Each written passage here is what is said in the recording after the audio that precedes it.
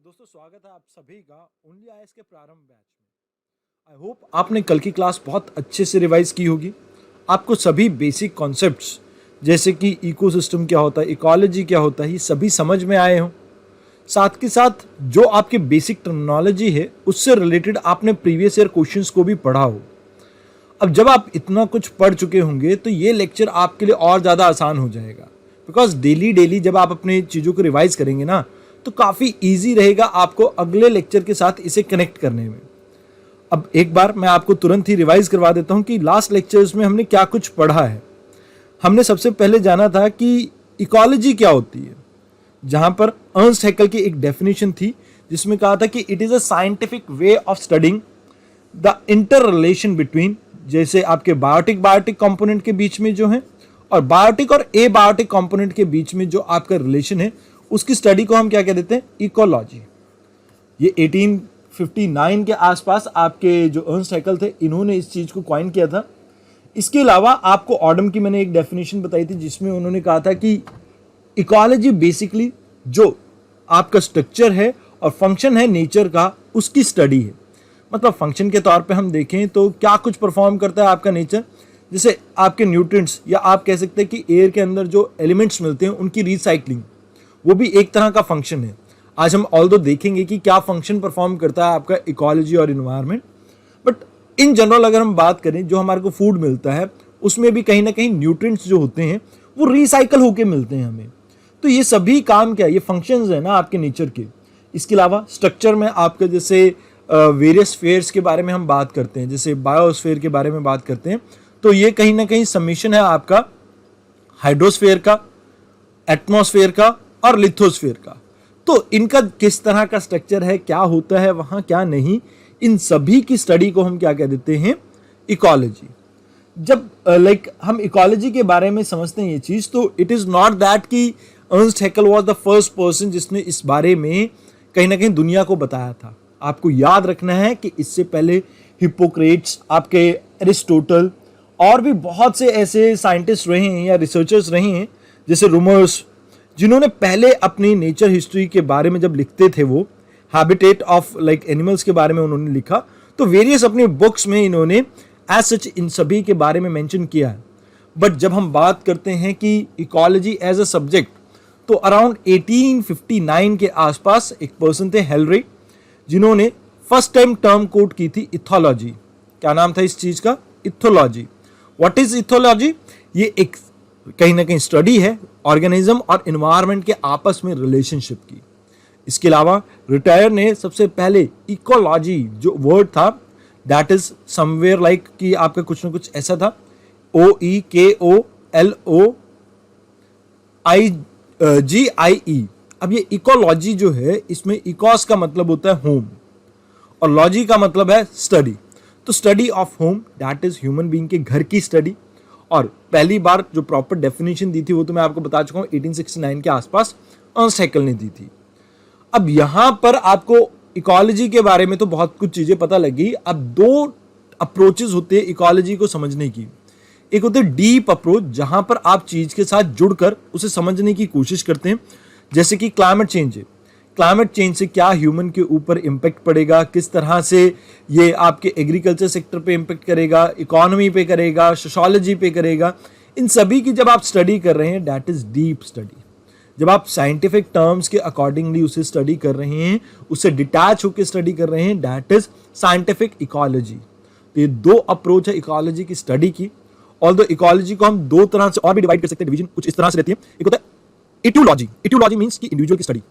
Sorry अगर मैं pronounce गलत कर रहा हूं तो प्रोनाउंसिएशन आप थोड़ी ठीक कर लेना। इटियोलॉजी मींस कि इंडिविजुअल, यानी कि जैसे मैंने आपको एग्जांपल दिया था कल कि अवनी के बारे में आप पढ़ रहे हैं। अवनी कौन? जो टाइगर्स आपको देखने को मिल रही थी कहां पर, मध्य प्रदेश में। That is etiology. If we talk about की what is synecology, then it is population की स्टडी है। वहां पे आप जब पूरे टाइगर पॉपुलेशन की स्टडी कर रहे हैं दैट इज योर सिनोलॉजी। तो इन सभी चीजों को आपको ध्यान में रखना है। जब भी आपसे कुछ पूछा जाए तो मोर और लेस इन्हीं चीजों से रिलेटेड होगा वो। देन अगर हम बात करें इन्वायरमेंट की, व्हाट इज इन्वायरमेंट, जो कुछ भी आपके सराउंडिंग में है जिससे आपका लिविंग यानी आपका रहन सहन डिस्क्राइब होता है, दैट इज कमिंग अंडर आपके इन्वायरमेंट की डेफिनेशन। यहां पर आपके सभी तरह के कंपोनेंट को हम इंक्लूड करते हैं, चाहे वो बायोटिक हो चाहे वो एबायोटिक हो।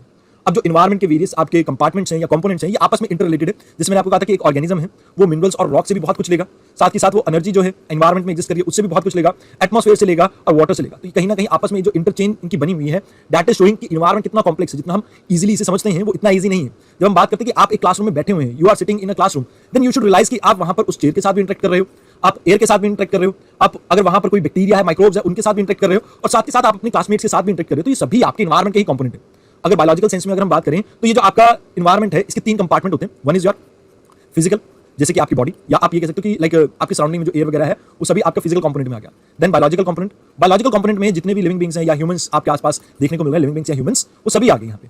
अब इसके बाद तीसरी चीज आ जाती है आपकी, दैट इज केमिकल। अब जैसे एयर है आपके आसपास, एयर में पर्टिकुलरली कुछ केमिकल्स वगैरह देखने को मिल रहे हैं। फिर आप खाना वगैरह खा रहे हैं तो उसमें ग्लूकोज वगैरह देखने को मिल रहा है, C6H12O6। तो ये सब क्या है, केमिकल्स हैं, आपस में रिएक्ट करते हैं, कुछ फॉर्म करते हैं, कुछ डिस्ट्रॉय करते हैं। तो ये सभी चीजें आपस में जब इंटरेक्ट करती हैं, that is where we can say exist the environment.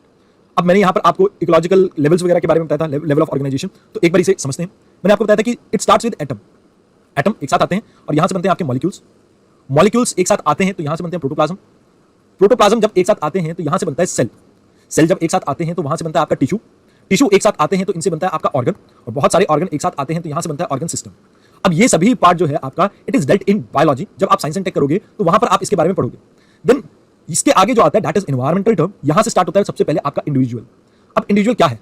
Individual एक ऐसी चीज है लाइक जो एक सर्टेन स्पीशीज से बिलोंग करता है, मतलब कि एक ही प्रजाति से बिलोंग करता है, दैट इज इंडिविजुअल। मतलब किसी एक स्पीशीज से बिलोंग करता होगा। For example humans homo sapiens species से बिलोंग करते हैं, जैसे प्लांट हो गए या आपके फ्रॉग हो गए, एम्फीबियन क्लास से आते हैं वो। तो इसी तरह की जो आपकी स्पीशीज होती है, दैट इज उनका एक आप इंडिविजुअल उठा लेते हो, एक पर्सन उठा लेते हो, दैट इज कहीं ना कहीं इंडिविजुअल। आपको एग्जांपल देना चाहूंगा, जैसे टाइगर है। टाइगर के अंदर जब मैं बात करता हूँ अवनी की, या रिसेंट टाइम में आपने न्यूज में सुना होगा, एक नाम बहुत फेमस हो रहा था, दैट इज जॉर्ज। जॉर्ज आपका एक पर्टिकुलरली नेशनल पार्क में मिलता था, एंड कहीं ना कहीं वो आसपास की गाय को खाता था और बाद में उसे जू ले जाया गया, और उसकी स्टोरी आज की डेट में फ्रांस में बहुत फेमस हो रही है। अब आपको कमेंट सेक्शन में इस वीडियो की ये बताना है मुझे कि कौन सी वाइल्ड लाइफ सेंचुरी में आपको जॉर्ज देखने को मिलता है या नेशनल पार्क में। नाम W से स्टार्ट होता है, आपको कमेंट बॉक्स में जरूर से लिखना, बिकॉज करंट अफेयर में रही हुई है ये चीज, तो आपको पता होनी चाहिए। Now if we talk about species की, तो एक चीज याद रखना कि they can act and function independently. मतलब एक स्पीशीज अपने आप में बहुत से काम कर सकती है और इंडिपेंडेंट है। तो यहाँ इस चीज को आप ध्यान रखना, क्योंकि कई स्पीशीज के बारे में मैं आपको और भी बताने वाला हूँ। बट एक चीज जो आपको हमेशा याद रखनी, दैट इज कि जब भी हम एक स्पीशीज की बात करते हैं, आपको ये याद रखना है कि आप उन्हें क्लियरली आइडेंटिफाई कर सके एज अ ग्रुप। जैसे आप एलिफेंट को देखते हैं, एलिफेंट में भी अब कई अलग अलग टाइप की आपकी स्पीशीज हो सकती हैं या सब स्पीशीज हो सकती हैं। आप जैसे अफ्रीकन बुश एलिफेंट देखते हैं, अफ्रीकन आपके एलिफेंट्स होते हैं, उसके अलावा आपके एशियन एलिफेंट है, तो ये सब क्लासेस हैं। तो आप क्लियरली उन्हें आइडेंटिफाई कर सके, सबसे पहली चीज तो ये आपको याद रखनी है। दूसरी चीज, वो स्पीशीज आपकी इंटरब्रीड कर सकती है एक दूसरे के साथ। तीसरी चीज, उनके जो ऑफस्प्रिंग होंगे, बच्चे होंगे, वो फर्टाइल होंगे, वो आगे बच्चे पैदा कर सकते हैं। अब इसके लिए मैंने आपको एग्जांपल दिया था लीगर का। लीगर रिसेंटली आपके एक विजय देवरकोंडा साउथ के एक्टर है, उनकी मूवी आ रही है, दैट इज देयर। आप उसको याद रखना कि उसमें कहा जाता है कि लाइक टाइगर और लॉयन दोनों की मीटिंग के बाद ये फॉर्म हुआ है। इसके अलावा आपको खच्चर के बारे में पता होगा, म्यूल, दैट इज की डोंकी आपका मेल है और फीमेल हॉर्स है, इनकी मीटिंग के बाद म्यूल पैदा होता है। तो इसके बारे में भी थोड़ा आपको ध्यान में रखना है। तो इंडिविजुअल के बारे में ये आपको चीजें ध्यान रखनी थी। इंडिविजुअल एक पर्टिकुलर स्पीशीज से बिलोंग करता है। जब उसी स्पीशीज के बहुत से लोग एक साथ इकट्ठे हो जाए तो दैट इज पॉपुलेशन, यानी group of individual of same species, इसे आप क्या कहते हैं, पॉपुलेशन। अब इसे नेचर रेगुलेट करता है। मैंने आपको बताया था कि लाइक कहीं ना कहीं birth rate, death rate, population density वगैरह इन सब के बारे में, तो ये सभी आपको याद होंगी। साथ ही साथ अब जब आप बहुत सी पॉपुलेशन, जैसे टाइगर की, लॉयन की, आपका जो ढोल है जंगली कुत्ता उसकी, ह्यूमंस की या पेड़ की, इन सभी की पॉपुलेशन को जब आप एक साथ मिला देते हैं, यानी it's a sigma of all the population living in a particular area, और एक दूसरे के साथ इंटरेक्ट कर रही है जो, that is coming together with the term community. वो क्या कहलाती है आपकी टर्म, कम्युनिटी। अब कम्युनिटी दो तरह की हो सकती है। वन इज माइनर कम्युनिटी, जो कि डिपेंडेंट है आपकी नेबरिंग कम्युनिटी के ऊपर, जैसे कि लाइकन्स होती हैं। लाइकन्स क्या होते हैं, मैट लाइकन्स आपके पेड़ों के ऊपर या काउडन के ऊपर डिपेंडेंट होते हैं फॉर देयर फूड, तो आप उसको याद रख सकते हो। इसके अलावा कुछ होते हैं मेजर कम्युनिटी। मेजर कम्युनिटी आपकी वो होती है जो एक बड़े लार्ज एरिया पे फैली हो और इंडिपेंडेंट हो। जैसे आपको पता होगा ट्रॉपिकल एवरग्रीन फॉरेस्ट, इसके बारे में आपने सुना होगा, 0 to 10 डिग्री लैटिट्यूड के बीच में देखने को मिलता है। तो ये सभी आपके क्या होते हैं, कम्युनिटी के बेस्ड। ठीक है, जब भी आप कम्युनिटी के बारे में बात करेंगे तो आपको एक चीज जो याद रखनी है कि जो आपकी डोमिनेटिंग स्पीशीज होगी वहां पर, खासकर प्लांट स्पीशीज, उसके नाम पर इस कम्युनिटी का नाम रखा जाता है। जैसे आपने ग्रासलैंड सुने होंगे, व्हाट इज ग्रासलैंड, यहाँ पर आपको डोमिनेंस देखने को मिलती है किसकी, ग्रासेस की। तो दैट्स व्हाई उस कम्युनिटी को पूरी को क्या कहते हैं, ग्रासलैंड कम्युनिटी। अब जब आपकी कम्युनिटी आई, यहाँ पर हम बात कर रहे थे कि इंडिविजुअल के बाद पॉपुलेशन, पॉपुलेशन के बाद आपकी कम्युनिटी, और जब बहुत सारी कम्युनिटी एक छोटे से एरिया को रिप्रेजेंट करती है तो इस एरिया को कह देते हैं हम इकोसिस्टम। इकोसिस्टम बेसिकली आपका ये कह सकते हो कि एक ऐसा एरिया जहां पर एक या एक से ज्यादा कम्युनिटी आपस में इंटरेक्ट कर रही है और साथ ही साथ इंटरेक्ट कर रही है वो अपने लिविंग और लाइक इन्वायरमेंट के साथ, living and non living environment के साथ। तो basically it is the interaction between biotic component and biotic and abiotic component.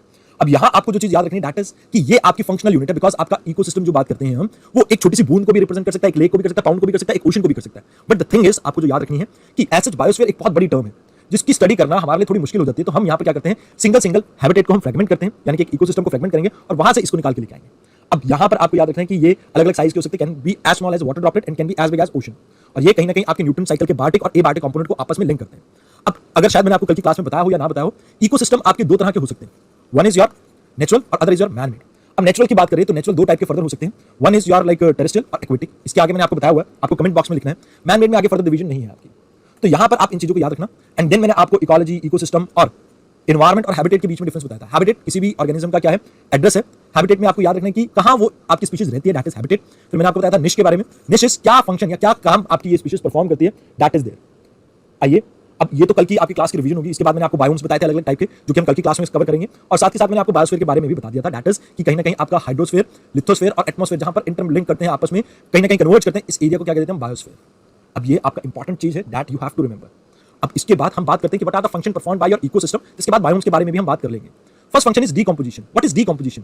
अब देखिए, कोई भी ऑर्गेनिज्म है, मान लीजिए मैं अपना एग्जांपल लेता हूं, मैं विवेक शर्मा, मैं कल को इस दुनिया में नहीं रहता हूं। अब मेरे अंदर हो सकता है बहुत सा कार्बन हो, बहुत सा नाइट्रोजन हो, बहुत सा आपका लाइक ऑक्सीजन हो, या और भी बहुत से आपके प्रोडक्ट्स हो सकते हैं, जैसे सोडियम हो सकता है, पोटेशियम हो सकता है। मेरी बॉडी के अंदर बहुत से न्यूट्रिएंट है। अब क्या होगा, जब मेरी मृत्यु होगी, मेरी मृत्यु के बाद जब मेरी बॉडी डीकंपोज होगी, तो ये सभी जो कांस्टेंट पार्टिकल हैं, इनका कहीं ना कहीं लाइक विसर्जित होंगे। ये मतलब इन द सेंस कि ये वापस जाके एनवायरमेंट में मिलेंगे, चाहे मेरी बॉडी को बर्न किया जाए, चाहे दफनाया जाए। दोनों ही केसेस में जो न्यूट्रिएंट्स हैं, उनको हम किस में डाल रहे हैं, वापस एनवायरमेंट में डाल रहे हैं। और जैसे ही वो एनवायरमेंट में जाएंगे, इस प्रोसेस को कहते हैं डीकंपोजिशन।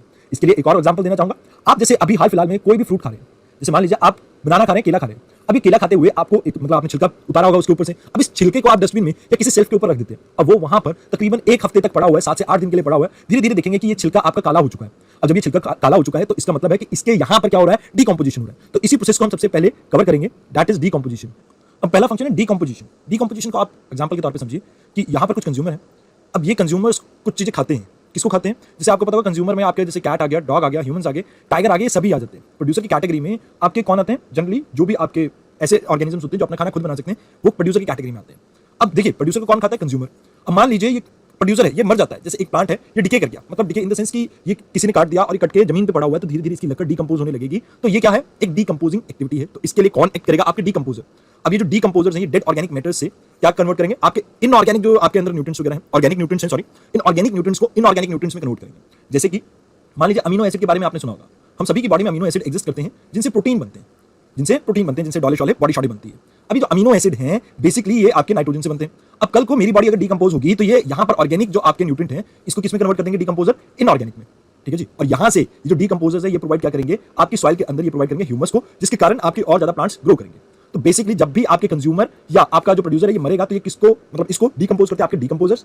और यहाँ से न्यूट्रिएंट जो निकलेंगे वो यूज करेंगे आपके प्लांट्स, प्लांट्स को खाएंगे आपके कंज्यूमर। तो ये साइकिल इस तरह से चलती रहेगी। एंड इसी को कहा जाता है decomposition. That is the first function of your entire like this nature, environment, ecology. Then second thing that you have to remember is energy flow. That is the second function of your ecosystem. Second function में energy flow. Energy flow में हम 3 segments देखेंगे. First one is food chain. अब food chain होता क्या है? सबसे पहले आपको ये समझना होगा। चेन से आपको क्या समझ में आता है? चेन एक तरह का लीनियर अरेंजमेंट होता है। अब ये लीनियर अरेंजमेंट का मतलब क्या होता है कि एक के बाद एक डब्बे लगे हुए हैं। जैसे आपने ट्रेन देखी होगी, ट्रेन में क्या होता है कि अमूमन एक डब्बे के पीछे दूसरा डब्बा, दूसरे के पीछे तीसरा, तीसरे के पीछे चौथा डब्बा लगा होता है। तो इसी तरह का जब आप अरेंजमेंट देखते हैं कहीं भी, दैट इज योर, इसको हम क्या कहते हैं? Food chain. अब ये एक तरह का लाइक अरेंजमेंट है, आपके सीक्वेंस है आपके ऑर्गेनिजम्स का, जहां पर आप ये देखते हैं कि एक ऑर्गेनिज्म दूसरे ऑर्गेनिज्म को कैसे खाता है। फॉर एग्जांपल मान लीजिए ये आपकी ग्रास है, ये ग्रास होपर खाता है, ग्रास होपर को आपका बर्ड खाता है, ब्लू बर्ड को स्नेक खा जाता है, और स्नेक को आउल या पीकॉक कोई भी खा जाता है। अब यहाँ पर ये एक फूड चेन को रिप्रेजेंट कर रहे हैं। अब ये जो आपका आउल है, that is the apex predator. यहाँ पर ये जो ग्रास है, that is representing your primary producer. Then grasshopper primary consumer है, प्रोड्यूसर से कंफ्यूज मत करना। जो प्रोड्यूसर है वो भी प्राइमरी हो सकता है, एंड जो आपका कंज्यूमर है वो भी प्राइमरी हो सकता है। तो प्राइमरी प्रोड्यूसर, प्राइमरी कंज्यूमर।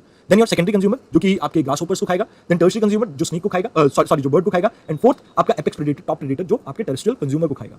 अब टर्शियरी कंज्यूमर को खाने वाला ये जो आउल है, ये अगर मरता है तो ये कहीं ना कहीं धरती में जाएगा, आपकी डीकंपोजिशन साइकिल स्टार्ट होगी। और यहाँ पर आता है आपके डीकंपोजर्स। अब डीकंपोजर्स, जैसा कि मैंने आपको कहा था कि ये आपके न्यूट्रिएंट्स में इन्हें कन्वर्ट करेंगे, और ये न्यूट्रिएंट में जब आपके लाइक सॉइल के अंदर मिक्स होंगे न्यूट्रिएंट्स, तो यहाँ से हेल्प करेंगे ग्रास को वापस रीग्रो करने के लिए। तो इन जनरल एक पूरी आपकी एक साइकिल सी चलती है। बट यहाँ पर हम बात करें एक लीनियर चेन की, तो यहाँ पर 2 तरह की चेन आपको देखने को मिल सकती है।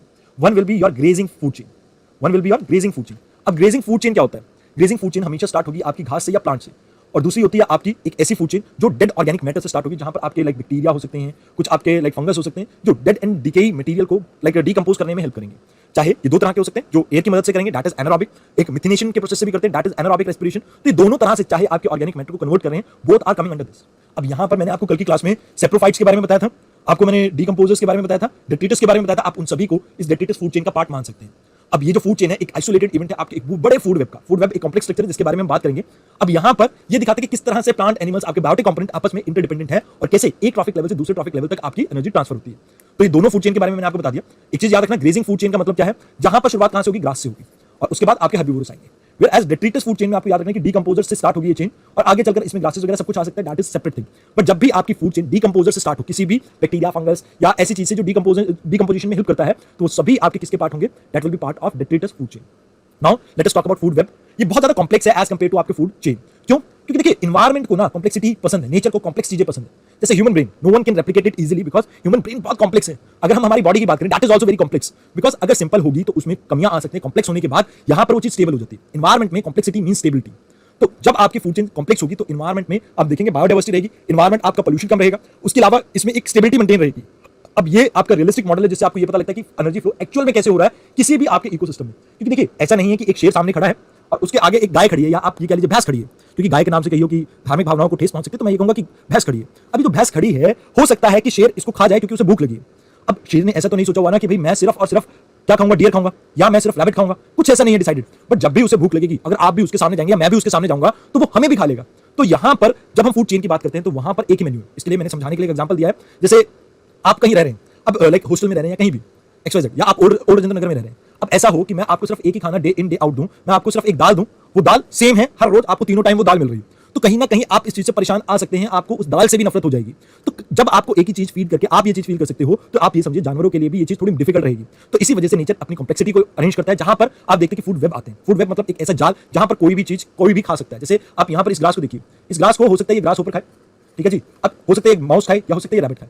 अब इस रैबिट को हो सकता है ये फॉक्स खाए, हो सकता है इस ग्लास ऊपर को ये फ्रॉग खा ले, या कोई बर्ड खा ले, या और कोई खा ले। अब इस फ्रॉग को हो सकता है स्नेक खा ले, बर्ड खा ले। अब इस बर्ड को जो आपके स्नेक खा रहा है, इस स्नेक को हो सकता है कोई हॉक खा ले, चील खा ले, ईगल खा ले, या हो सकता है कि कोई नीवला खा ले। तो बहुत से ऑप्शंस हैं। जब आपके पास बहुत से ऑप्शन होते हैं, इसी को फूड चेन की, या आप ये कह सकते हैं कि फूड की डायमेंशन में फूड वेब कहते हैं। It is the interconnected food chain that is found across the globe, across the planet. यहां पर हम देखते हैं कि जो पॉसिबल आपके आउटकम्स हैं या एनर्जी ट्रांसफर के मीडियम्स हैं, that are represented in a pathway fashion, मतलब एक पाथ की तरह हम उसे रिप्रेजेंट करते हैं।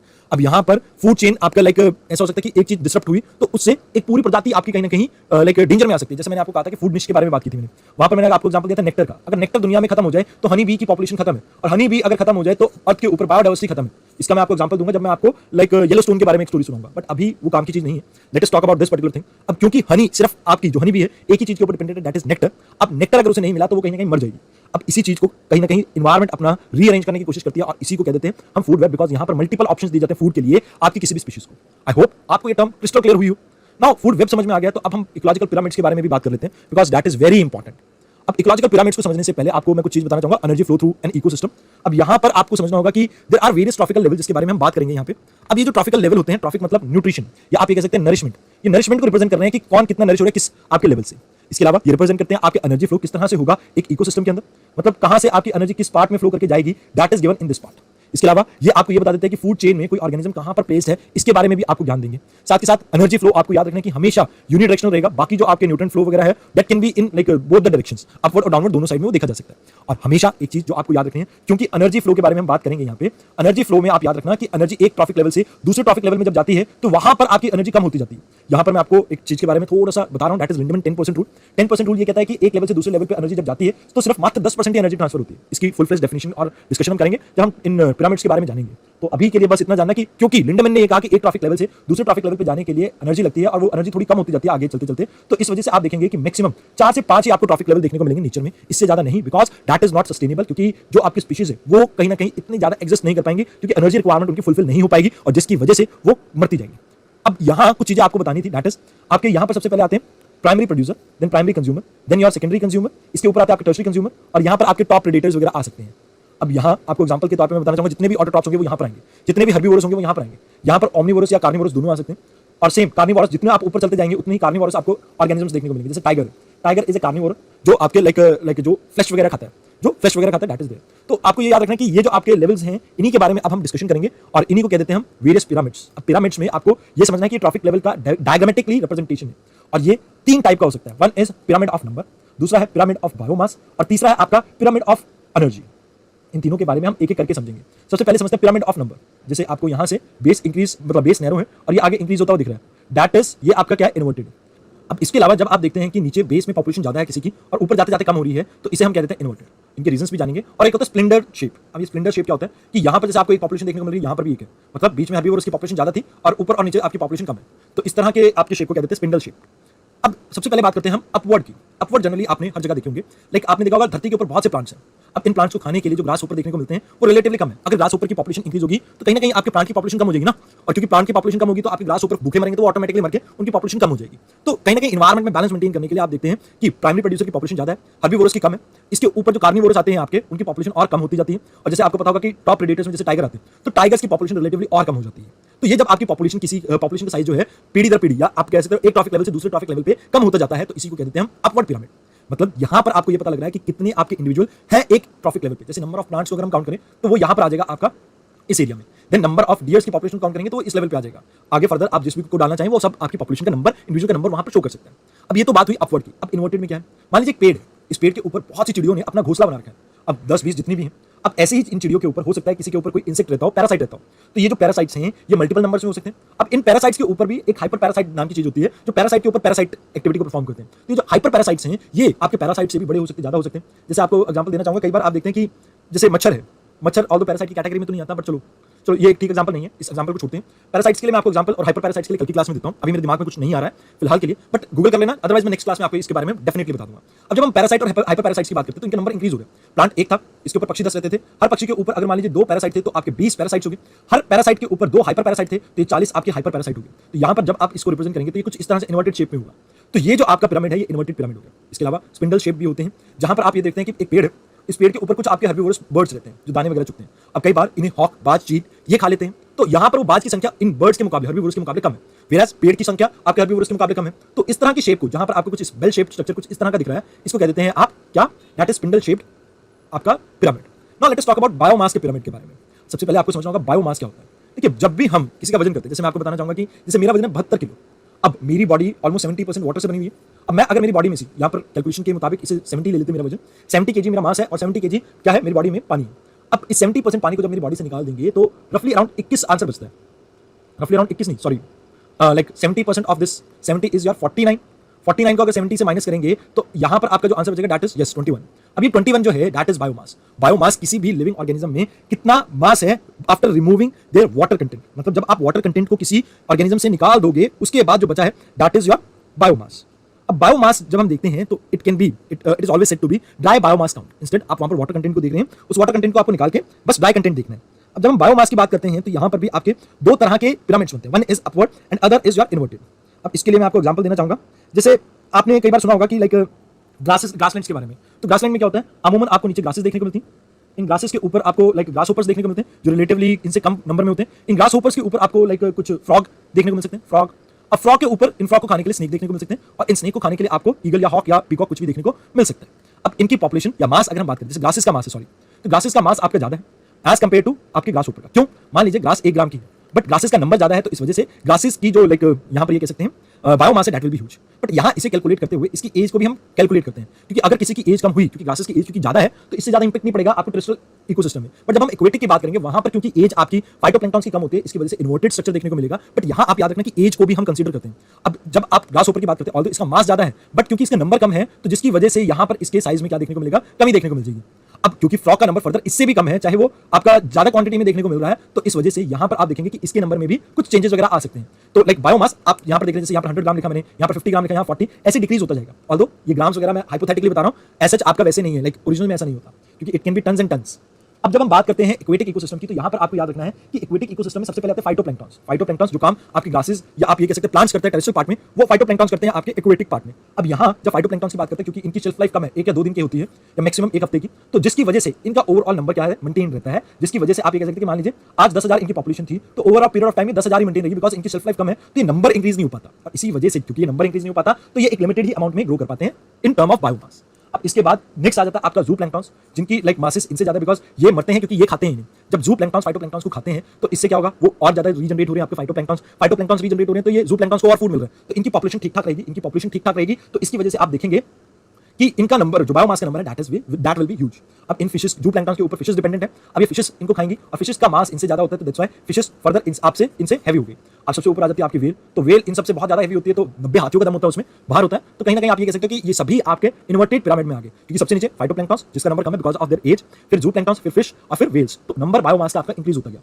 अब देखिए बायोमास के पिरामिड के बारे में जब हम बात करते हैं तो आपको एक बात समझनी है, दैट इज जितने भी आपके ऑर्गेनिजम्स हैं एक ट्रॉफिक लेवल पे आपको जो देखने को मिलते हैं उनके ड्राई वेट को यहाँ पर कैलकुलेट करेंगे। यहाँ पर हम मेजर करते हैं सभी टाइप के आपके लाइक जितने भी आपके वो हैं ट्रॉफिक लेवल पे ऑर्गेनिज्म उनको यहाँ पर काउंट करेंगे। बट यहाँ पर ये पॉसिबिलिटी आपको पिरामिड ऑफ नंबर में देखने को नहीं मिलती। That's why pyramid of biomass थोड़ा बेटर है उससे। अब कुछ एक चीजें हैं जो आपको शायद कहीं भी देखने को ना मिले, दैट इज एक टर्म होती है स्टैंडिंग क्रॉप। स्टैंडिंग क्रॉप मतलब कितना इनऑर्गेनिक कंटेंट आपको किसी एरिया में देखने को मिल रहा है, दैट इज स्टैंडिंग क्रॉप। एक प्रेजेंट गिवन टाइम पे आपको एक एरिया में कितना इनऑर्गेनिक मटेरियल मिल रहा है, that is standing state. Standing crop का मतलब होता है कितना लिविंग कंपोनेंट देखने को मिल रहा है, मतलब इन दोनों को याद रखना। क्रॉप का मतलब है कितना लिविंग पार्ट देखने को मिल रहा है, उसका मास है। स्टैंडिंग स्टेट मतलब यहाँ पर स्टेट का मतलब है कितना इनऑर्गेनिक कंपाउंड वहां पर देखने को मिल रहा है। अब इसके साथ बायोमास तो मैं आपको बता चुका हूं, स्टैंडिंग क्रॉप को जब आप वेट के टर्म में एक्सप्रेस करते हैं दैट इज योर बायोमास, और ड्राई बायोमास हम कैलकुलेट करते हैं पिरामिड ऑफ बायोमास में। Now let us talk about pyramid of energy.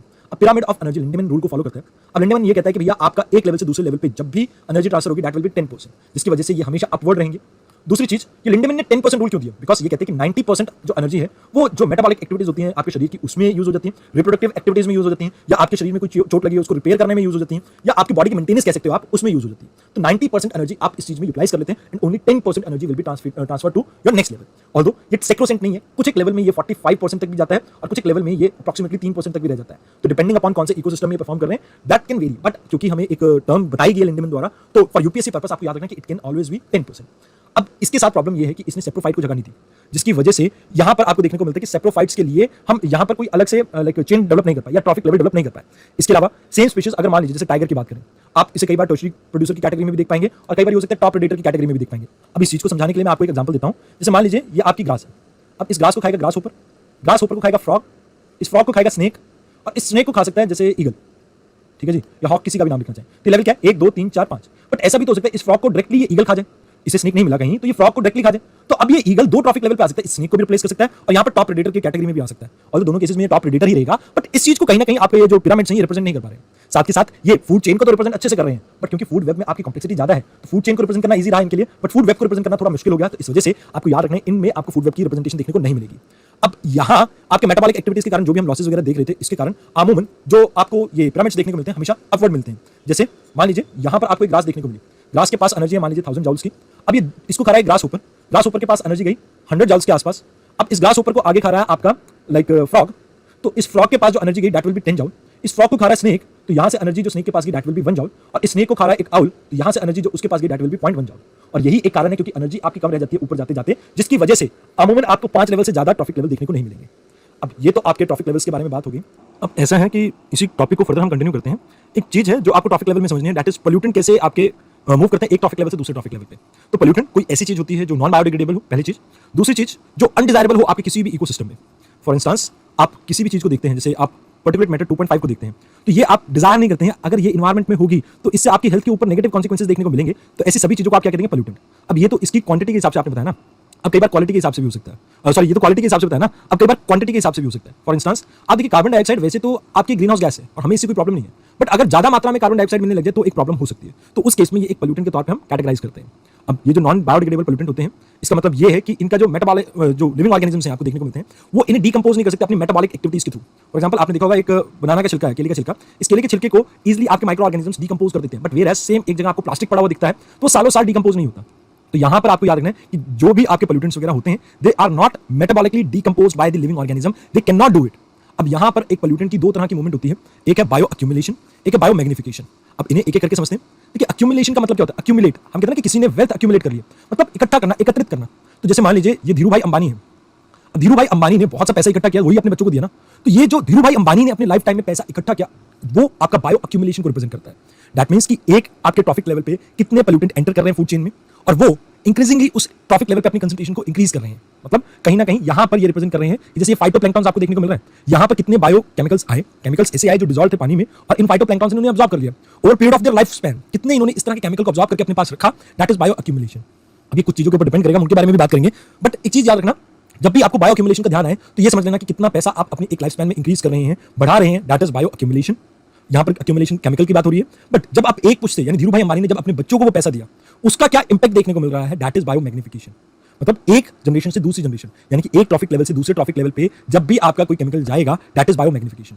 अब यहां पर कुछ एक चीजें हैं जो बायो मैग्निफिकेशन के लिए जरूरी है। अक्यूमुलेशन कैन हैपन, जैसे फॉर एग्जांपल मैं अभी बीमार हूं, अब मैंने एक कोई मेडिसिन ली, मेडिसिन का जो केमिकल्स हैं वो मेरी बॉडी में तब तक रहेंगे जब तक उनकी शेल्फ लाइफ हो। ये बायो अक्यूमुलेशन थोड़े टाइम के लिए कर सकते हैं, बट बायो मैग्निफिकेशन के लिए रिस्पॉन्सिबल नहीं होंगे। बायो मैग्निफिकेशन करने के लिए आपको कुछ एक सर्टेन कंडीशंस को फुलफिल करना होगा। अगर आप वो कंडीशन फुलफिल नहीं कर पाएंगे तो बायो मैग्निफिकेशन होना मुश्किल है। अब यहाँ कुछ चीजें जो आपको ध्यान में रखनी है, दैट इज कि बायो अक्यूमुलेशन के दौरान जब भी आप किसी केमिकल को लेते हैं तो it can have a short life. For example, आपको बुखार था, आपने बुखार के टाइम पे क्रोसिन जो आपकी दवाई आती है, या कोई और भी पैरासिटामोल या डोलो, कोई भी दवाई ली, उसके बाद आपने पानी पिया। पानी डॉक्टर रिकमेंड करते हैं कि आप फ्रिक्वेंटली ज्यादा से ज्यादा पानी पीजिए जब भी आपको बुखार है, लिक्विड ज्यादा से ज्यादा इंटेक कीजिए। ऐसा करने के पीछे कारण क्या है? देखिए, जो आप दवाई खाते हैं इससे बहुत से रसायन या केमिकल्स निकलते हैं। अभी जो केमिकल्स हैं आपकी बॉडी में जाके एक्यूमुलेट हो सकते हैं, तो कहीं ना कहीं इन केमिकल्स को आपकी बॉडी में से वॉश ऑफ करने के लिए हम क्या करते हैं, हम ज्यादा से ज्यादा पानी पीते हैं। पानी पिएंगे तो यूरिनेट करेंगे, और यूरिन का कलर उस समय देखना येलो आता है, बिकॉज केमिकल्स बहुत ज्यादा स्क्रीट हो रहे हैं वहां से। तो दैट इज देयर। अब बायो मैग्निफिकेशन क्या है कि एक पोल्यूटेंट की क्या टेंडेंसी है कि वो एक ट्रॉफिक लेवल से दूसरे ट्रॉफिक लेवल पे जा सकता है।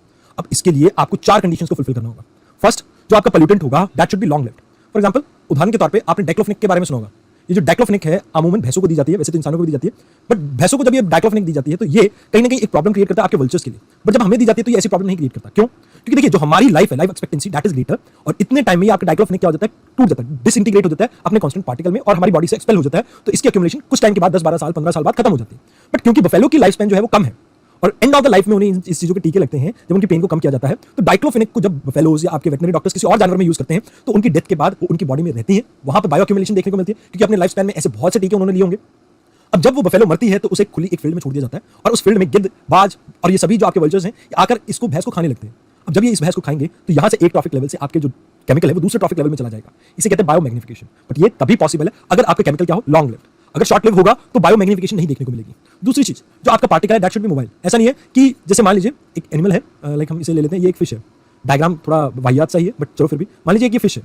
इस फिश के अंदर कोई केमिकल मिलता है, बट ये इस फिश के अलावा किसी और में जाकर मतलब ट्रांसफर नहीं हो सकता। तो जब अगर किसी एक ही बॉडी में रह गया तो वो बायो अक्यूमुलेशन तो कर सकती है, बट मैग्निफिकेशन करने के लिए उसके पास सफिशिएंट मोबिलिटी नहीं है। इसके अलावा जब भी आपका कोई भी पोल्यूटेंट फैट सॉल्युबल होगा, क्योंकि वाटर सॉल्युबल होगा तो क्या होगा कि आप जब भी पानी पिएंगे तो पानी के साथ वॉश आउट हो जाएगा, बट फैट सॉल्युबल होगा तो आपकी बॉडी में जमा होगा। बॉडी में जमा होगा तो इससे क्या देखेंगे कि वो जो अक्यूमुलेशन एक लेवल से दूसरे लेवल पे वो बढ़ेगी, वो अक्यूमुलेशन इंक्रीज होगी, और इंक्रीज अक्यूमुलेशन के बाद जब उस फैट को कोई भी सेकंड आपका जो कार्निवोरस है या ओमनिवोरस है वो खाएगा तो उससे वो जो आपका कह सकते हैं कि पोल्यूटेंट है वो दूसरे लेवल पे ट्रांसफर हो जाएगा, क्योंकि फैट के अंदर स्टोर्ड है।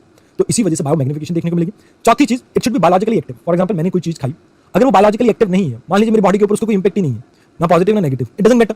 अब क्योंकि वो बॉडी के ऊपर नेगेटिव इंपैक्ट नहीं कर रहा तो मुझे उससे कोई फर्क नहीं पड़ेगा, क्योंकि जब तक पोल्यूटेंट, तभी हम पोल्यूटेंट मानते हैं जब तक वो हमारी बॉडी पे हार्मफुल इंपैक्ट करता है। जैसे हमारी बॉडी पे हार्मफुल इंपैक्ट नहीं है उसका, तो मींस वो पोल्यूटेंट की कैटेगरी में आता ही नहीं। तो इस वजह से ये 4 कंडीशन जो भी पूरी करेगा that is coming under the term bio magnification. Bio magnification means की कंसंट्रेशन आपके एक ट्रॉफिक लेवल से दूसरे ट्रॉफिक लेवल पे जाने पे इंक्रीज हो रही है। अब ये सब कुछ मैं आपको बता चुका हूं कि short lived and this all it should be, मतलब ये आपके दिमाग में रहनी चाहिए और बहुत ही इंपॉर्टेंट है ये। ऐसा नहीं है कि आप लाइक इसको मिस कर सकते हैं, बिकॉज जब हम बात करेंगे पोल्यूशन टॉपिक की तो फिर से ये एक बार हम इसके बारे में जिक्र करेंगे, that you have to remember it. अब अगर हम बात करें इकोलॉजिकल फ्लो, हम कर चुके हैं, ठीक है जी, एनर्जी डिकम्पोजिशन और ये सब कुछ कर चुके हैं। Late us talk about ecological succession. अब इकोलॉजिकल सक्सेशन से पहले एक टर्म आ जाती है आपकी, दैट इज इंटरेक्शन। इंटरेक्शन के बारे में हम जानते हैं, डायग्राम्स के थ्रू आपको थोड़ा इजीली समझ में आएगा। देखिए, इंटरेक्शन 3 टाइप की हो सकती है, पॉजिटिव, नेगेटिव एंड न्यूट्रल। इन चीजों को समझना थोड़ा लाइक हो सकता है। पहले हम समझते हैं कि बायोटिक इंटरेक्शन क्या होता है, और फिर इनके लाइक तीनों सेगमेंट्स के ऊपर भी आएंगे। देखिए, जब आप एक बायोटिक कंपोनेंट को दूसरे बायोटिक कंपोनेंट से लिंक कर रहे हैं, मतलब उनके इंटरेक्शन को रिप्रेजेंट कर रहे हैं, दैट इज बायोटिक इंटरेक्शन। मतलब किस तरह से एक आपका बायोटिक कंपोनेंट दूसरे बायोटिक कंपोनेंट के साथ इंटरलिंक्ड है आपके एनवायरनमेंट में, दैट इज बायोटिक इंटरेक्शन। और ये फंडामेंटल है किसी भी स्पीशीज के सर्वाइवल के लिए, without which they can not survive. Because अगर एक चीता डियर को खा रहा है, हिरन को खा रहा है, ये भी एक तरह के इंटरेक्शन है, और इस इंटरेक्शन को हम कहते हैं प्रेडेशन। तो इन सभी के बारे में हम जानेंगे एक एक करके। सबसे पहले जानते हैं what are the type of interaction. देखिए, यहां पर आपको सिर्फ पॉजिटिव या जीरो देखने को मिल रहा है, तो इस तरह के इंटरेक्शन को आप कहते हैं पॉजिटिव इंटरेक्शन। इसमें म्यूचुअलिज्म आ जाता है एंड कमेंसलिज्म आ जाता है। अब कमेंसलिज्म, कंपटीशन, प्रेडेशन, पैरासिटिज्म, जहां पर भी एक भी नेगेटिव मिल गया, एक भी वर्ड ध्यान से याद रखना, एक भी नेगेटिव मिल गया तो यहां पर ये किस तरह का इंटरेक्शन हो जाएगा, नेगेटिव इंटरेक्शन। अब इसके अलावा एक और होती है जहां पर ना किसी को नेगेटिव मिलता है ना पॉजिटिव मिलता है, और इस तरह के इंटरेक्शन को हम न्यूट्रल कह देते हैं, या हम कह देते हैं इसे लाइक जीरो इंटरेक्शन। ऑल्दो ये आपके यूनिवर्स में पॉसिबल नहीं है, बट स्टिल हम इसे भी देखेंगे। अब म्यूचुअलिज्म क्या होता है? म्यूचुअलिज्म मींस दोनों स्पीशीज को बेनिफिट हो रहा है। अब इसके लिए एग्जांपल देखिए, यहां पर आपको मधुमक्खी दिख रही होगी। इस मधुमक्खी को यहां पर इस फ्लावर से नेक्टर मिलता है, नेक्टर मिलता है तो इसका खाना यानी पेट भरने का काम हो गया। अब यहां से इसे जो हनी भी मिल रहा है, बट इस पौधे को क्या फायदा हो रहा है इससे? अब जब ये इस पौधे के ऊपर बैठता है तो इसकी जो लेग्स दिख रही है आपको, इस लेग के ऊपर पोलन ग्रेन चिपक जाती है, और अगर ये आपकी मधुमक्खी एक जगह से दूसरे आपके फ्लावर के ऊपर जाके बैठेगी तो ये रिप्रोडक्शन या क्रॉस फर्टिलाइजेशन में हेल्प करती है। एक तो ये बायोडाइवर्सिटी में हेल्प तो कर ही रही है, साथ के साथ पॉलिनेशन को भी इंश्योर कर रही है, जिसकी वजह से अर्थ के ऊपर फूड को हम इंश्योर कर पाते हैं। अगर ये ना हो तो अर्थ के ऊपर फूड इंश्योर करना भी बहुत मुश्किल हो जाएगा। तो कहीं ना कहीं ये आपकी दोनों स्पीशीज के लिए बेनिफिशियल है। तो इस वजह से यहां पर आपको समझना होगा कि दिस इज अ म्यूचुअलिज्म। इसके अलावा आप सभी ने शायद राइजोबियम के बारे में सुना होगा और आपके पल्सेस वगैरह के बारे में सुना होगा। आपने सुना होगा कि जो आपके जो ग्रीन पल्सेस वाले प्लांट्स होते हैं ये नाइट्रोजन फिक्सेशन में हेल्प करते हैं। तो ये भी आपका म्यूचुअलिज्म का ही एग्जांपल है, और इन्हीं को कई बार आप सिम्बायोटिक रिलेशनशिप भी बोल देते हैं। और सिम्बायोटिक रिलेशनशिप में हम सिर्फ दोनों को बेनिफिट देखते हैं, बट जब एक को पॉजिटिव एक को नेगेटिव हो रहा होता है, तो इस तरह के रिलेशनशिप को भी कई बार म्यूचुअलिज्म ही बोला जाता है, सॉरी म्यूचुअलिज्म नहीं, आपका दिस सिम्बायोटिक रिलेशनशिप ही बोला जाता है। तो इस चीज को थोड़ा ध्यान रखना। Now if we talk about की दिस पर्टिकुलरली कि पल्सेस जो आपको देखने को मिलता है दैट इज लिग्यूमिनस प्लांट। अब यहाँ पर लिग्यूमिनस प्लांट हमारी तो हेल्प करती है, हमारे को प्रोटीन प्रोवाइड करती है, बट सॉइल की भी हेल्प करती है, क्योंकि लिग्यूमिनस प्लांट के नोड्स में आपके कुछ नाइट्रोजन फिक्सिंग बैक्टीरियाज वगैरह रहते हैं। ये बैक्टीरियाज के बारे में हम पढ़ेंगे नाइट्रोजन साइकिल के दौरान। बट ये जो बैक्टीरियाज है इन जनरल करते क्या, ये नाइट्रोजन को फिक्स करते हैं आपके सॉइल के अंदर। इससे सॉइल के अंदर नाइट्रोजन का कंटेंट इंक्रीज होता है। सॉइल के अंदर क्योंकि नाइट्रोजन का कंटेंट इंक्रीज होता है, तो इससे प्लांट की ग्रोथ इंक्रीज होती है। तो यहाँ पर ये जो आपके सिम्बायोटिक रिलेशन है, ये भी म्यूचुअलिज्म को ही रिप्रेजेंट कर रहा है। इसके अलावा एक और एग्जांपल है कोरल्स के बारे में आपने सुना होगा। कोरल्स में आपको जूज़ैंथेरिन देखने को मिलता है और कोरल पॉलिप्स देखने को मिलते हैं। तो ये भी आपस में किस तरह से रहते हैं, सिम्बायोटिक रिलेशनशिप में, और इसे म्यूचुअलिज्म कहते हैं, क्योंकि बिकॉज एक जो है आपके पॉलिप्स, जैसे पॉलिप्स घर प्रोवाइड कर रहे हैं बट जूज़ैंथेरिन खाना प्रोवाइड कर रहे हैं, तो दोनों को बेनिफिट हो रहा है यहाँ से, तो दैट इज म्यूचुअलिज्म। तो जहां पर दोनों का बेनिफिट जुड़ा हो दैट इज म्यूचुअलिज्म। अब कई बार आपने देखा होगा भैंस की पीठ पर ये बगुला बैठा होता है। अमूमन भैंस क्या कर रही होती है, गाय क्या कर रही होती है, खाना खा रही होती है, घास उखाड़ उखाड़ के खाती है अपने दांतों से। तो उस समय बहुत से इंसेक्ट्स जो हैं, ये इंसेक्ट्स आपके जमीन पे आ जाते हैं ऑन फ्लोर, और इससे बेनिफिट होता है आपके इस बगुले को, क्योंकि उसे बिना कुछ मेहनत किए क्या मिल रहा है, खाना मिल रहा है। अब यहाँ पर गाय को इससे कोई बेनिफिट या नुकसान नहीं है, बट कहीं ना कहीं इससे आपकी गाय को लाइक इस बगुले को बहुत बेनिफिट है। और कई बार कुछ ऐसे एनिमल्स भी देखने को मिलते हैं जो दोनों के लिए ही बेनिफिशियल हो सकते हैं। जैसे आपने देखा होगा भैंसों के थन के आसपास कई बार चीचड़ लगे होते हैं। अब मेरे को नहीं पता आपके एरिया में इस चीचड़ को क्या कहा जाता है, but they are the blood sucking like आपके इंसेक्ट्स होते हैं जो थन के आसपास देखने को मिलते हैं आपके भैंस के। इससे मिल्क की प्रोडक्शन लेवल भी डिक्रीज होता है। तो जब आपके जो बर्ड्स हैं इन चीचड़ को खाते हैं, तो इससे दोनों को बेनिफिट हो रहा है। तो वो आपकी कैटेगरी आ गई म्यूचुअलिज्म की। बट कमेंसलिज्म में जहां पर वो बगुला उसकी पीठ पे बैठा हुआ है और वहां पर से जमीन पे आए इंसेक्ट्स को खा रहा है, दैट इज योर कमेंसलिज्म। अब कमेंसलिज्म का एक और एग्जांपल है, जैसे काउ डंग। काउडंग यानी गाय का गोबर। गाय के गोबर के बारे में आपको पता है कि गाय को इससे कोई मतलब फर्क नहीं पड़ता, बट कहीं ना कहीं शेल्टर प्रोवाइड करता है डंग बीटल्स को, उनको फूड प्रोवाइड करता है। तो यहाँ पर गाय को इस काउडंग से कोई फर्क नहीं पड़ता, but yes that dung beetle at least gets food and home, that's why उसके लिए बेनिफिशियल है। तो दोनों ही एग्जांपल हैं आपके कमेंसलिज्म के। अब इसके अलावा तीसरा है प्रेडेशन और पैरासिटिज्म। दोनों में थोड़ा ही फर्क है, इसलिए मैंने दोनों को एक साथ रखा है। देखिए प्रेडेशन में क्या है कि प्रेडेशन और पैरासिटिज्म में एक को बेनिफिट होगा, दूसरे को हार्म पहुंचेगा। अब प्रेडेशन में क्या होता है, एक होता है प्रे और एक होता है प्रेडेटर। यहां पर ये चीता क्या है, प्रेडेटर चीता है या जो भी आपका तेंदुआ वगैरह, और ये क्या है आपका प्रे। अब यहां पर आप देखिए कि ये चीता या ये तेंदुआ इस डियर को खा जाएगा। जब खा जाएगा तो इसका मतलब ये है कि इसकी लाइफ खत्म हो जाएगी। तो प्रेडेशन में आपको याद रखना है कि एक जना मरेगा और दूसरे को खाना मिलेगा। दैट इज कि कहीं ना कहीं प्रे और प्रेडेशन में आपको एक चीज की किलिंग देखने को मिलती है। बट पैरासिटिज्म में ऐसा नहीं। आपके पेट में पता नहीं कितने माइक्रो ऑर्गेनिजम्स होंगे, उसमें से एक होगा टेपवॉर्म, एक होगा टेपवॉर्म। अभी टेपवॉर्म ऑल्दो आपकी सेहत को खराब करता है, आपके पेट के लाइक न्यूट्रिएंट वैल्यूज को कम करता है, बट एक चीज याद रखना कि जब हम बात करते हैं इसकी, ये कभी भी आपको मारने की कोशिश नहीं करेगा, आपको वीक बेशक करे। उसके अलावा आपने सुना होगा कई लोगों के सिर में जुएं होती हैं, तो वो भी पैरासिटिज्म का ही एग्जांपल है, बिकॉज वो ब्लड के अंदर मतलब स्किन के ऊपर से ब्लड को चूस रही है। इसके अलावा टिक जिसका मैंने एग्जांपल दिया that is also coming under the parasitism. तो जहां पर आप जो होस्ट है उसको मारते नहीं है, उसके ऊपर खुद थ्राइव करते हो, उसके न्यूट्रिएंट डेफिशिएंट बनाते हैं, दैट इज पैरासिटिज्म। प्रे में हम जो शिकार है उसको मार देते हैं, तो दैट इज देयर। इस चीज को थोड़ा सा ध्यान रखना, क्योंकि थोड़ा छोटा सा ही फर्क है इसमें। देन एमेंसलिज्म मींस एक को कोई फर्क नहीं पड़ रहा, दूसरे को हार्म पहुंच रहा है। अब यहाँ पे आप इस पेड़ को देख रहे हैं, इसके आसपास ये पेड़ है। अब इस पेड़ की हाइट होने के कारण इसके पास सनलाइट पहुंच रही है, बट क्योंकि इसकी हाइट ज्यादा है, इसकी कम है, तो साथ वाले पेड़ को उतनी सनलाइट नहीं मिल पा रही है, जिसकी वजह से फोटोसिंथेसिस के ऊपर इंपैक्ट पड़ रहा है। तो इसी तरह का जब आप एग्जांपल देखते हैं कि एक पेड़ को फायदा हो रहा है, दूसरे को एक पेड़ को ना फायदा हो रहा है ना नुकसान हो रहा है, बट दूसरे को नुकसान हो रहा है, तो इसे हम कह देते हैं एमेंसलिज्म। मींस यहाँ पर जीरो नेगेटिव रिलेशन देखने को मिलेगा कि एक स्पीशीज को नुकसान हो रहा है। तो यहाँ पर मैं आपको एग्जांपल देना चाहूंगा अपने घर के बैकयार्ड का। मेरे घर के बैकयार्ड में क्या था, मैंने आम का, जामुन का और अमरूद का पेड़ उगा रखा था। तो आम के पेड़ की परछाई अमरूद के पेड़ पे पड़ती थी, जिसकी वजह से अमरूद का पेड़ वहां पर सफिशिएंटली ग्रो नहीं कर पाया। अल्टीमेटली वो पेड़ आपका इतना सक्सीड नहीं हो पाया ग्रो करने में, और आगे चलकर उसकी हाइट भी छोटी लगी और उतने फ्रूट्स आए भी नहीं उस पर। बट यस आम और जामुन दोनों ही आपके ठीक ठाक ग्रो करके, बट यहाँ पर ये जो अमरूद की हाइट छोटी रहेगी, उस पर फ्रूट्स नहीं आए, दैट इज एमेंसलिज्म का एग्जांपल, जहां पर एक को नुकसान हो रहा है, दूसरे को फर्क नहीं पड़ रहा। Is it clear? और बहुत से आपको एग्जांपल मिल सकते हैं इन चीजों के लिए। जैसे मैंने आपको यहाँ पर कमेंसलिज्म बताया था, एक को फायदा फर्क नहीं पड़ रहा, दूसरे को फायदा हो रहा है। तो लाइक इसका एग्जांपल आप देखिए, आपको शार्क के बारे में पता होगा। कई बार कुछ फिशेस इस शार्क के साथ चिपक के डिस्टेंस ट्रैवल करती है, या शार्क ने जो खाया है उसका बचा कुछ अवशेष जो बचता है उसको खा लेती हैं, तो उनको उससे बेनिफिट मिल रहा है। बट शार्क को इन जनरल उससे कोई बेनिफिट नहीं है, कोई फायदा नहीं मिल रहा है। तो इस तरह के रिलेशनशिप इन्वायरमेंट में बहुत भर भर के एग्जिस्ट करते हैं। तो इन सभी केसेस में ही आप लाइक ऐसा नहीं है कि मैं आपको जो एग्जांपल बताया पेपर में वही पूछा जाए, हो सकता है कोई और एग्जांपल भी पूछा जाए। जैसे एमेंसलिज्म का एक ब्रेड का एग्जांपल ले सकते हो। जैसे ब्रेड मोल्ड में आपको पेंसिलियम मिलता है। अब ये जो फंगी है, मतलब ये ब्रेड मोल्ड, उस फंगी के लिए तो ठीक है, बस पेंसिलियम मिलने के कारण ये बैक्टीरिया को मार देता है। तो एमेंसलिज्म में यहाँ पर आप इसका भी एग्जांपल दे सकते हो, लाइक जो ब्रेड मोल्ड में आपको फंगी मिल रही है, तो पेंसिलियम रिलीज करते हैं, वो बैक्टीरिया के लिए हार्मफुल है, बट उस फंगी को उससे कोई फर्क नहीं पड़ रहा है। और लास्ट ट्री और स्मॉल ट्री का तो मैंने आपको एग्जांपल दे दिया। प्रेडेशन का भी काफी कुछ एग्जांपल दे दिया है। टेपवॉर्म, राउंडवॉर्म, मलेरिया, पैरासाइट्स, ये सभी आपको पैरासिटिज्म में देखने को मिल जाते हैं। Then comes the competition. Competition क्या है, जब आपकी दो स्पीशीज के ऊपर, दोनों ही स्पीशीज के ऊपर क्या पड़ रहा है, नेगेटिव इंपैक्ट पड़ रहा है। अब यहाँ पर जैसे मान लीजिए दो तरह के कंपटीशन आपको देखने को मिलेंगे। वन इज आपको इंटर स्पीशीज देखने को मिलता है, जैसे एक एरिया में लॉयन भी देखने को मिल रहा है, टाइगर भी देखने को मिल रहा है, दोनों फूड के लिए आपस में लड़ेंगे। मींस कभी एक को शिकार नहीं मिल पाएगा, कभी दूसरे को नहीं मिल पाएगा, और इसकी वजह से दोनों की हेल्थ के ऊपर नेगेटिव इंपैक्ट पड़ेंगे। वेयर एज एक होता है इंट्रा स्पीशीज, मतलब विद इन स्पीशीज। जैसे आप सभी यूपीएससी की तैयारी कर रहे हैं, that is intra species competition, और ये हमेशा डेंजरस रहता है। जैसे मान लीजिए एक एरिया में दो टाइगर रहते हैं। अब क्या होगा कि यहाँ पर आपकी मान लीजिए इस एरिया में दो टाइगर नहीं, अपना एरिया कहीं ना कहीं डेवलप करने की कोशिश करेंगे, इन द सेंस कि अपना राज्य एस्टैब्लिश करने की कोशिश करेंगे। टेरिटरी को डिफाइन करने की कोशिश करेंगे। तो इसी चक्कर में आपके दोनों में से एक स्पीशीज मर जाएगी, तो इससे पॉपुलेशन के ऊपर नेगेटिव इंपैक्ट पड़ेगा। तो ये आपको याद रखना है कि like this is one of the important जो आपको देखने को मिलते हैं आपस में interaction. Last one is neutralism. Although ऐसा कोई भी नहीं है जहां पर आपको दो स्पीशीज में ना पॉजिटिव देखने को मिल रहा हो ना नेगेटिव, तो 0-0 की इंटरेक्शन दो स्पीशीज के बीच में that is highly likely impossible. तो यहां पर आप याद रखना कि न्यूट्रलिज्म का मतलब है 0-0, मतलब किसी भी स्पीशीज को ना बेनिफिट हो रहा है ना नुकसान हो रहा है, मतलब एक तरह से समान स्पीशीज हैं, आपस में इंटरेक्ट कर रही हैं, but there is no like positive impact और negative impact on each other. तो यहां पर इस चीज को याद रखना कि ऐसी चीजें एग्जिस्ट नहीं करती नेचर में। तो ये पॉजिटिव और नेगेटिव तो मैं आपको बता चुका हूं। This will be the last topic of our day. देखिए अब देखिए यहां पर मैं आपको समझाना चाहूंगा कि इकोलॉजिकल सक्सेशन क्या होता है। ये एक ऐसा प्रोसेस है जिसमें जैसे प्लांट कम्युनिटी है उस और एनिमल कम्युनिटी है, एक दूसरे को कैसे रिप्लेस करते हैं ओवर पीरियड ऑफ टाइम। जैसे यहाँ पर आपको देखने को मिल रहा है कि ये बेयर रॉक्स हैं, खाली रॉक्स वगैरह।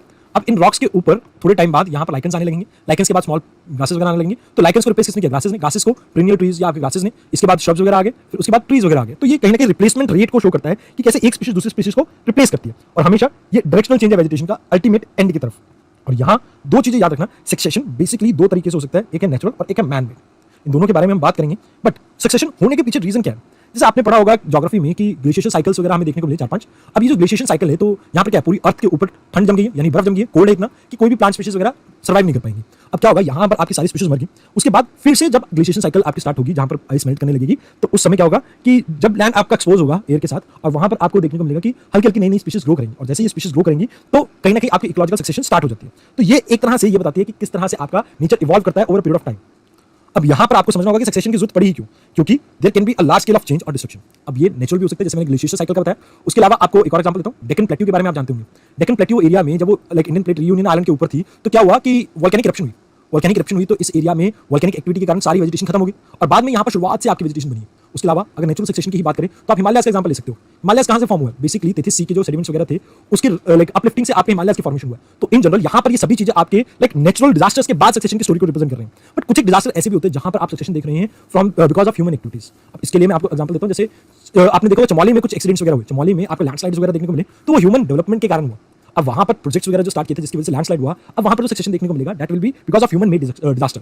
इसके अलावा फॉरेस्ट फायर भी हो सकता है, और भी बहुत से एग्जांपल हो सकते हैं जहां पर आप इस तरह के सक्सेशन को देखते हैं। तो ये सक्सेशन रेट तब तक आपका कंटिन्यू रहता है जब तक आपको एक स्टेबल मैच्योर एक क्लाइमैक्स कम्युनिटी ना मिल जाए। अब यहां पर कई चीजें हैं जो आपको याद रखनी है। First thing that you have to remember कि जो आपकी स्टेजेस वगैरह आती है, इंटरमीडिएट स्टेजेस, ये जो बीच में आ गई हैं, इनको हम कहते हैं सीरीज, और जो बीच में कम्युनिटी आएंगी इनको कहते हैं हम seral community. First thing that you have to remember. इसके अलावा जो स्टार्टिंग में यहां पर आपको स्पीशीज देखने को मिलेंगी that will be your pioneer species, whereas जो आपको एंड में देखने को मिल रही हैं that will be your like this I forgot the name, climax community. Sorry, अब यहां पर आपको क्लाइमैक्स कम्युनिटी और इन सभी के बारे में थोड़ा आइडिया हो गया। पायनियर कम्युनिटी बिल्कुल स्टार्टिंग में मिल रही है, क्लाइमैक्स बिल्कुल एंड में मिल रही है, और इन बिटवीन दोनों के आपको क्या मिल रही है? Serial community. और जो सक्सेशन के स्टेजेस हैं इसको क्या कहते हैं? सीरीज। अब सक्सेशन के कुछ कैरेक्टरिस्टिक्स हैं, इनके बारे में भी हम बात करेंगे एक एक करके, बट सबसे पहले आपको ये जानना होगा कि what does this succession means, और कितने टाइप की है और क्या बेनिफिट होता है हमारे को सक्सेशन से। तो following thing that you should observe. पहली चीज, यहां पर आपके इकोसिस्टम की प्रोडक्टिविटी इंक्रीज होगी। क्यों? क्योंकि जब सक्सेशन आप स्टार्ट कर रहे हैं, यहां पर आप देखिए, यहां पर आपकी बेयर रॉक्स हैं, बहुत कम ऑर्गेनिजम्स वगैरह देखने को मिलेंगे, और धीरे धीरे यहां पर आपको फॉरेस्ट देखने को मिल रहा है। तो फॉरेस्ट देखने की वजह से यहां पर उस जो बेयर रॉक थी उसकी प्रोडक्टिविटी बहुत कम थी, बट जब हम बात करते हैं एक जंगल की तो उसकी प्रोडक्टिविटी बहुत हाई होगी। तो इस वजह से यहां पर प्रोडक्टिविटी सक्सेशन के दौरान इंक्रीज होगी। दूसरी चीज, यहां पर मान लीजिए इन रॉक्स के अंदर कुछ न्यूट्रिएंट आपके स्टोर्ड है। अब यहां पर जब ये प्लांट ग्रो होंगे तो ये न्यूट्रिएंट आपके सर्कुलेट करेंगे एनवायरमेंट के अंदर, दैट शुड बी देयर। तीसरी चीज, अब क्योंकि यहां पर जंगल वगैरह फॉर्म हो जाएंगे धीरे धीरे, तो बायोडाइवर्सिटी इस बेरन लैंड के हिसाब से इस जंगल में ज्यादा होगी, तो दैट शुड बी देयर। उसके अलावा जितनी बायोडाइवर्सिटी ज्यादा होगी उतना ही आपकी कॉम्प्लेक्स फूड वेब होगी, बिकॉज एनिमल्स के पास मल्टीपल ऑप्शंस होंगे खाने के लिए, तो वो चीज आपको देखने को मिलेगी यहाँ पे। इसके अलावा अगर कॉन्टिनेंट के मिड में बात की जाए तो सक्सेशन रेट हमेशा तेज रहेगा। Now let us talk about what are the different type of succession. One is primary succession, other secondary succession. इनको मैं डिटेल में डिस्कस करूंगा। One is autogenic, another is allogenic, one is xerarch, other is hydrarch. ये यहाँ पर ये word नहीं है। उसके अलावा autotrophic, heterotrophic. Now let us talk about first primary succession. जैसे मैंने आपको कहा हिमालय की फॉर्मेशन कैसे हुई थी, ये आपका लाइक इंडियन क्रस्ट थी, ये आपकी यूरेशियन प्लेट थी, आपस में टकराई, ये हिमालय का फॉर्मेशन हो गया। अब यहाँ पर पहले कोई वेजिटेशन थोड़ी थी, ये तो बिल्कुल आपका बैरन लैंड है। उसके अलावा आपको देखने को मिलता है गैंगटिक प्लेन्स। ये जो आपका गैंगटिक प्लेन है ये भी तो पहले एक डिप्रेशन ही था, और यहाँ पर धीरे धीरे सेडिमेंट्स इकट्ठे हुए और उसी के बाद आपको यहाँ पर वेजिटेशन वगैरह देखने को मिली है। तो ये दोनों ही केसेस किसको रिप्रेजेंट करते हैं? आपके प्राइमरी सक्सेशन को, मतलब जहां पर बिल्कुल स्क्रैच से काम स्टार्ट हो, सॉइल तक की फॉर्मेशन की आपको जरूरत पड़े। इसी का एक और एग्जांपल इंडिया में देखने को मिलता है डेक्कन प्लेट्यू में, जिसको मैं आपको पहले भी एक्सप्लेन कर चुका हूं। बिकॉज डेक्कन प्लेट्यू वाले एरिया में आपको क्या हुआ था कि लाइक वोल्केनिक इरप्शन हुई थी, वोल्केनिक इरप्शन के कारण सारी प्रायर वेजिटेशन जो थी दैट वाज डिस्ट्रॉयड, और बाद में फिर से नई वेजिटेशन आती है, and that is primary succession. उसके अलावा जहां भी आपको डेल्टा फॉर्मेशन देखने को मिले इंडिया में, जैसे सुंदरबन से, वो भी आपकी प्राइमरी सक्सेशन का ही पार्ट है। अब सबसे पहले प्राइमरी सक्सेशन में हार्डी पाइनस स्पीशीज आएंगी, जैसे माइक्रोब्स हो सकते हैं, लाइकेंस हो सकते हैं, मॉसेस हो सकते हैं, जो उस एरिया में जाकर रहेंगी और वहां पर बायोमास क्रिएट करेंगी, ताकि आगे चलकर जो स्मॉल प्लांट्स हैं या आपकी छोटी छोटी ग्रासेस हैं वो यहाँ पर उग सकें। अब ये ग्रासेस मरेंगी, यहाँ पर फर्दर बायोमास को इनरिच करेंगे, न्यूट्रिएंट्स वगैरह आएंगे, और यहाँ पर छोटे छोटे आपके श्रब्स उगने लगेंगे। अब इन श्रब्स के बाद जब ये श्रब्स मरेंगे, मिट्टी में मिलेंगे, यहाँ से और बायोमास क्रिएट होगा और यहाँ से न्यूट्रन की मिलने की वजह से आप देखेंगे कि क्लाइमेक्स कम्युनिटी में बड़े बड़े पेड़ आ जाएंगे, फॉरेस्ट आ जाएंगे। तो this is whole process is known as primary succession. और यहाँ पर इसमें सालों साल लग सकते हैं। जैसे 71,000 ईयर पहले आपका हिमालयाज बना था, तो अभी उसकी प्रेजेंट कंडीशन सक्सेशन का ही पार्ट है, क्लाइमेक्स कम्युनिटी को ही देख रहे हैं वहाँ पे। नाउ सेकेंडरी सक्सेशन, रिसेंटली आपने अमेजन फॉरेस्ट के बारे में सुना होगा, आपने ऑस्ट्रेलियन बुश फायर के बारे में सुना होगा। ये दोनों ही केसेस क्या है, यहाँ पर ह्यूमन इंड्यूस्ड फैक्टर्स के कारण आग लगी है और नेचुरल बायोटिक जो कंपोनेंट है उस एरिया को डिस्ट्रॉय हो गया। अब इसमें आपकी सॉइल फिर भी इंटैक्ट है और सॉइल क्योंकि इंटैक्ट है तो यहाँ पर रेट ऑफ सक्सेशन थोड़ा फास्ट हो जाएगा, बिकॉज सॉइल फॉर्मेशन में मिलियंस ऑफ ईयर लग सकते थे, बट क्योंकि सॉइल वहाँ पर इंटैक्ट है तो यहाँ पर हमारे पास पर्याप्त मात्रा में कंडीशन है जिससे हम इस सक्सेशन को थोड़ा फास्ट कर सकते हैं। जैसे यहाँ पर देखिए स्पीड में आग लगी, अब क्या होगा, साल भर बाद ही वहाँ पर आपके छोटे छोटे प्लांट्स वगैरह, घास वगैरह उगने लग जाएंगे। अब धीरे धीरे उनकी जगह पर आपके श्रब्स वगैरह उगने लगेंगे और फिर अल्टीमेटली यहाँ पर आप देखेंगे क्लाइमेक्स कम्युनिटी आ जाएगी। बट वही प्राइमरी, सेकेंडरी और सॉरी क्लाइमेक्स, ये सब कम्युनिटी आपकी सेम है। अब देखिए जब हम बात करते हैं डेंसिटी की, तो डेंसिटी के बेस पे आप सक्सेशन को दो हिसाब से बांट सकते हैं। One is your this autotrophic succession, जहां पर ग्रीन प्लांट की डेंसिटी ज्यादा है। Other is your heterotrophic succession, heterotrophs की जब जो पॉपुलेशन है वो ज्यादा देखने को मिले आपको किसी एरिया में, then it is heterotrophic succession. Then based on mode of succession आपकी सक्सेशन दो टाइप की हो सकती है। वन इज ऑटोजेनिक, ऑटोजेनिक का मतलब क्या है कि खुद ब खुद मींस कि बायोटिक कंपोनेंट खुद ही इसको रिवाइव करवाने में लगे हुए हैं। Then allogenic means external force, यानी ए बायोटिक कंपोनेंट इसमें इंक्लूडेड है। अब ऑटोजेनिक में जैसे मान लीजिए एक हाथी है, हाथी ने किसी प्लांट को खाया, पेड़ पौधे को खाया। अब क्या होगा, जब वो स्टूल पास करेगा तो उसके स्टूल के साथ उसके सीड्स, जो प्लांट है उसका फ्रूट जो खाया उसने, उसके सीड्स कहीं ना कहीं एनवायरमेंट में रिलीज होंगे और जहां पर कंड्यूसिव कंडीशन मिलेगी वहां पर वो ग्रो करेंगे। अब आपने कई बार सुना होगा कि बसंत ऋतु के टाइम लोगों को अस्थमा की प्रॉब्लम बहुत ज्यादा हो जाती है, बिकॉज एयर में पोलन्स होते हैं। अब ये जो पोलन्स हैं लाइक हवा के साथ जो मूव कर रहे हैं, that is your somewhere we can say allogenic, जहां पर आपकी एक्सटर्नल फोर्सेज इसमें हेल्प कर रही हैं। इसके अलावा एग्जांपल एक और भी दे सकता हूं, जैसे मान लीजिए आपने आम खाया, उसकी गुठली सड़क पे फेंक दी, अगले दिन बारिश होती है, बारिश के साथ वो गुठली बह के गटर में जाती है, गटर के साथ वो आपकी कहीं किसी लैंड पार्ट में डिपॉजिट होती है और वहां पर कंड्यूसिव जो एनवायरमेंट मिलता है उसके अंदर ये आपकी जो स्पीशीज है ग्रो करने लगती है मैंगो की। तो दैट इज वी कैन से किस कैटेगरी में आ जाता है वो आपकी इस एलोजेनिक मोड ऑफ सक्सेशन में। देन सक्सेशन प्लांट्स में दो तरह की हो सकती है, सॉरी तीन तरह की। एक जिराच, जहां पर आप देख रहे हैं कि पानी की कमी है। दूसरा आपको हाइड्राच देखने को मिलता है, जहां पर आपको मैंग्रोव्स वगैरह देखने को मिल सकते हैं, या पानी वाले पार्ट में आपको ये प्लांट्स वगैरह देखने को मिलेंगे। एक होता है इंटरमीडिएट कंडीशन में, आपको लाइक ना ज्यादा पानी ना ज्यादा लाइक ड्राई एरिया, उन कंडीशंस में जो प्लांट मिलते हैं दैट इज मिसिक। इसके अलावा यहाँ पर एक और चीज जो आपको याद रखनी है, दैट इज क्लाइमेक्स भी आपके दो टाइप के हो सकते हैं। वन इज मोनोक्लाइमेक्स, मतलब जहां पर सिर्फ एक ही क्लाइमेक्स कम्युनिटी है।